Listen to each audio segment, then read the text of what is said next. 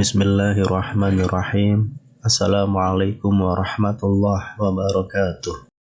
Syukur alhamdulillah kita bisa berjumpa lagi di channel ini. Shalawat dan salam semoga selalu tercurahkan kepada junjungan kita Nabi besar Muhammad sallallahu alaihi wasallam. Allahumma sholli ala sayyidina Muhammad wa ala ali sayyidina Muhammad. Harapan dan doa saya untuk saudaraku semua yang menonton video ini. Semoga saudaraku semua selalu diberikan kesehatan oleh Allah, dimudahkan segala urusannya, dilapangkan rezekinya, diampuni segala dosanya. Amin ya robbal alamin. Sahabat beriman yang dirahmati Allah, Allah SWT menjanjikan surga kepada hambanya yang patuh terhadap perintahnya. Siapa saja yang akan masuk ke surga, semuanya adalah rahasia Allah. Rajin ibadah juga bukan jaminan bisa masuk surga, tapi mempertahankan keimanan adalah syarat mutlak untuk ke surga. Tapi Allah dalam Al-Quran memberikan ciri-ciri hambanya yang akan menikmati surganya nanti. Berikut ini ada 5 ciri-ciri perempuan yang dirindukan surga. Yang pertama, perempuan yang taat kepada Allah dan setia kepada suaminya.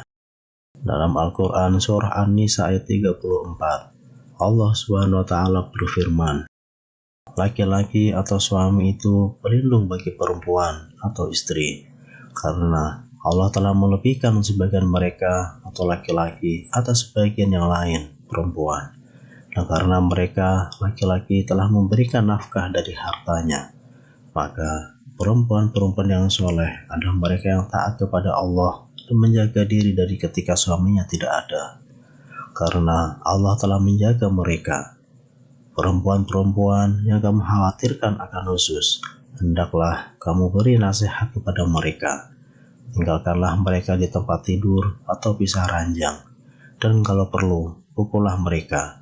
Tetapi jika mereka menaatimu, maka janganlah kamu mencari-cari alasan untuk menyusahkannya. Sungguh Allah Maha Tinggi, Maha Besar. Yang kedua, perempuan yang sabar.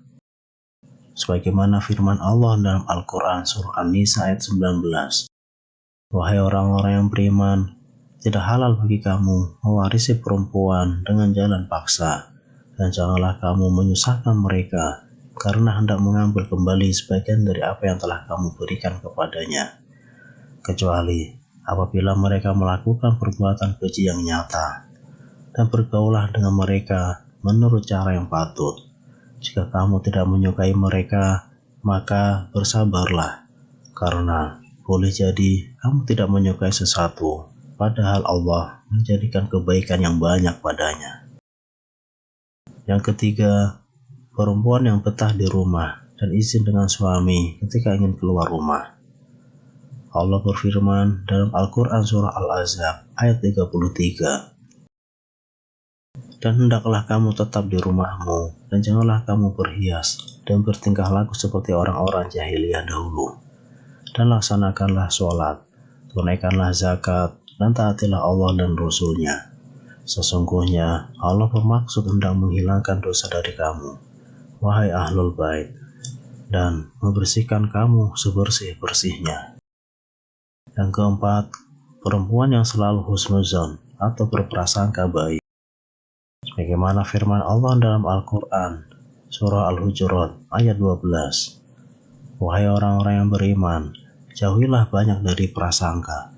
Sesungguhnya sebagian prasangka itu dosa, dan janganlah kamu mencari-cari kesalahan orang lain, dan janganlah ada di antara kamu yang menggunjing sebagian yang lain. Apakah ada di antara kamu yang suka memakan daging saudaranya yang sudah mati? Tentu kamu merasa jijik, dan bertakwalah kepada Allah. Sungguh Allah Maha penerima taubat, Maha Penyayang. Yang kelima, perempuan yang menjaga aib suami dan keluarganya di depan orang lain. Walaupun rumah tangga sedang ada masalah, tidak boleh seorang istri ataupun suami membuka aib rumah tangganya kepada orang lain. Seperti kisah Nabi Ibrahim alaihissalam yang datang ke rumah anaknya Nabi Ismail alaihissalam dan bertemu dengan istrinya. Beliau bertanya, bagaimana keadaan rumah tangganya dengan Nabi Ismail? Dan istrinya pun menjawab, rumah tanggaku buruk, aku miskin, susah, suamiku tidak baik. Lalu beliau berkata, tolong katakan pada Ismail, jika ia pulang, ganti pagar pintu rumahnya. Nabi Ismail pun mengerti bahwa istri seperti itu tidak dapat dipertahankan, maka ia ceraikan. Ketika Nabi Ismail menikah lagi dan Nabi Ibrahim datang ke rumahnya, serta bertemu dengan istri Nabi Ismail, beliau bertanya dengan pertanyaan yang sama. Istri baru Nabi Ismail menjawab, alhamdulillah semua baik. Alhamdulillah rumah tanggaku baik. Rumah tanggaku luar biasa dan diberkahi oleh Allah. Dan Nabi Ibrahim mengatakan kepada istri baru, anaknya, untuk mempertahankan pagar pintu rumahnya. Artinya, istri yang seperti inilah yang harus dipertahankan, karena ia adalah istri yang soleha. Wallahu a'lam. Demikian yang bisa saya bagikan. Semoga bermanfaat untuk kita semua. Wassalamualaikum warahmatullahi wabarakatuh.